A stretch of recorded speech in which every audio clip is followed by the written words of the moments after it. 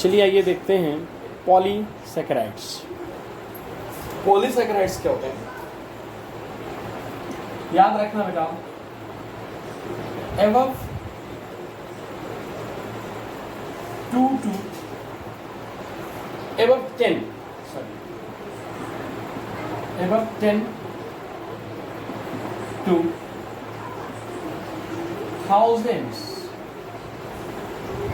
above 10 to thousands monomer unit are fused to each other, then form a polysaccharides। तब क्या बनता है? एक पॉलीसैकेराइड बनता है। दे आर स्वीटलेस, या ऐसे लिख सकते हैं कि पॉलीसैकेराइड्स आर स्वीटलेस। ये मीठे नहीं होते, ये ऐसी शुगर हैं जो मीठी नहीं होती, ठीक है ना। एंड इनसॉल्युबल इन वाटर, और वाटर में डिसॉल्व भी नहीं होती। एक एक्सेप्शन है,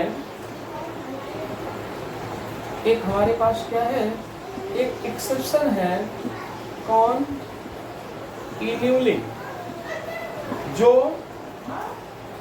डिसॉल्व होता है, डिसॉल्व इन हॉट वाटर, जो हॉट वाटर में बेटा डिसॉल्व हो सकता है। अब बात करते हैं पॉलीसैकेराइड्स का क्लासिफिकेशन। तो बात करते हैं क्लासिफिकेशन ऑफ पॉलीसैकेराइड्स। पॉलीसैकेराइड्स कैसे क्लासिफाइड किए जा सकते हैं? तो देखिए, पॉलीसैकेराइड कितने तरह के होते हैं। एक होते हैं होमो पॉलीसैकेराइड्स, एक होते हैं हेट्रो पॉलीसैकेराइड्स। एक होमो पॉलीसैकेराइड और दूसरे हेट्रो पॉलीसैकेराइड्स। होमो, फिर वही बात आ गई, होमो ऐसे पॉलीसैकेराइड्स होते हैं जिनमें बेटा, होमो ऐसे पॉलीसैकेराइड्स होते हैं जिनमें सेम टाइप की यूनिट्स फ्यूज करती हैं। मेड अप ऑफ, कैसे बने होते हैं? Made up of same kinds of monomer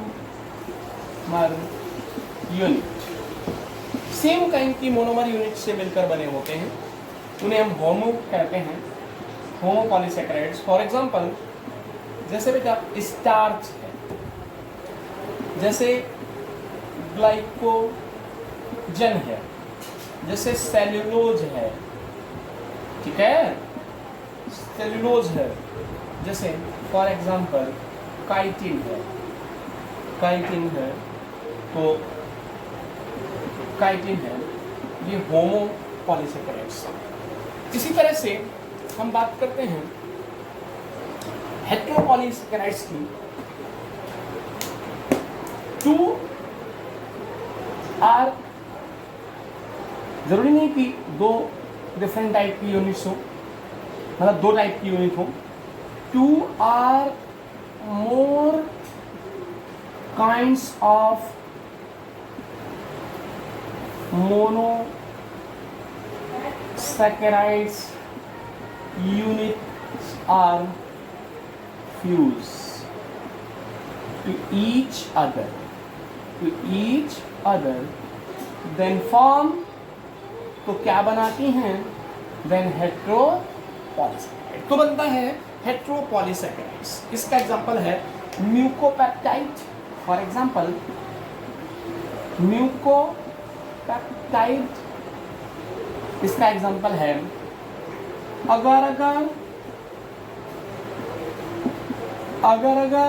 अगर एक्चुअल में एक शैवाल होता है, एक एल्गी है जो रोडोफाइसी फैमिली की है, सी में पाई जाती है, ठीक है ना। फिर कुछ होते हैं स्ट्रॉन्ग पॉलीसैकेराइड्स, और देखिए जरा और क्या होते हैं। एक और तरीका है इनका स्ट्रॉन्ग पॉलीसैकेराइड्स। स्ट्रॉन्ग पॉलीसैकेराइड्स क्या होते हैं? Polysaccharides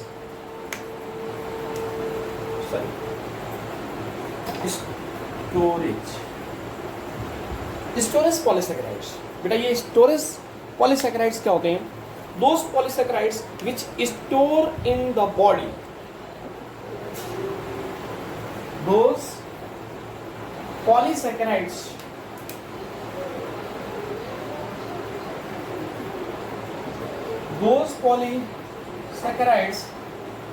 which store in the body, जो कहाँ हमारी बॉडी में या किसी एनिमल्स की बॉडी में स्टोर होते हैं, एंड दे प्रोवाइड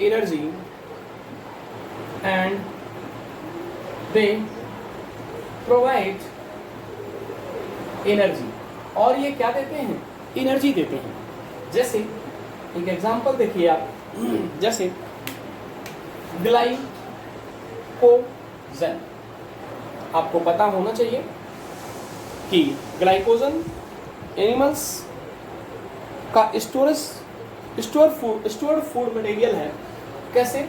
जब हम एक्सेस में ग्लूकोज खाते हैं, हमारे भोजन में ग्लूकोज एक्सेस में मिल जाता है, भोजन के थ्रू इंटेस्टाइन एब्जॉर्ब कर लेती है, तो वो कन्वर्ट कर दिया जाता है ग्लाइकोजन में, और ग्लाइकोजन स्टोर हो जाता है इन लीवर। फ्यूचर के लिए रिजर्व फूड मटेरियल के रूप में स्टोर कर लिया जाता है। कहाँ पर? स्टोर इन लीवर, लीवर में स्टोर कर लिया जाता है। इस प्रोसेस को ग्लाइकोजेनेसिस क्या बोलते हैं? ग्लाइकोजेनेसिस बोलते हैं। ओके, तो ग्लूकोज का ग्लाइकोजन में कन्वर्जन किसके मदद से होता है? इंसुलिन, नाम सुना है आपने, इंसुलिन नाम के हार्मोन्स के थ्रू ये कन्वर्ट कर दिया जाता है, और जिसमें ये कमी होती है इंसुलिन की, उससे बेटा डायबिटीज हो जाता है, आपको पता है, ठीक है ना। फिर बात करते हैं स्ट्रक्चरल, एक और होते हैं पॉलीसैकेराइड। कौन से? Structural polysaccharides. स्ट्रक्चरल पॉलीसैकेराइड्स क्या होते हैं? देखिए जरा ध्यान से। स्ट्रक्चरल पॉलीसैकेराइड्स क्या होते हैं बेटा? Those polysaccharides which help in the formation of the body structure, which help in the formation of body structure। Body structure के फॉर्मेशन में पार्टिसिपेट करते हैं, उन्हें हम लोग क्या बोलते हैं? Structural polysaccharides. Okay, for example जरा देखिए, इसके एग्जांपल कौन है स्ट्रक्चरल पॉलीसैकेराइड्स के? काइटिन और सेलुलोज। काइटिन कहाँ पाया जाता है बेटा? काइटिन जितने भी जो आर्थ्रोपोड्स होते हैं, चीटाजी, आर्थ्रोपोड्स की स्किन काइटिन से बनी होती है। इसी तरह से कुछ फंजाई की भी स्किन, फंगस की, काइटिन से बनी होती है। बात आती है दूसरा एग्जांपल, सेलुलोज। बेटा ध्यान दीजिए, सेलुलोज का से क्या होता है?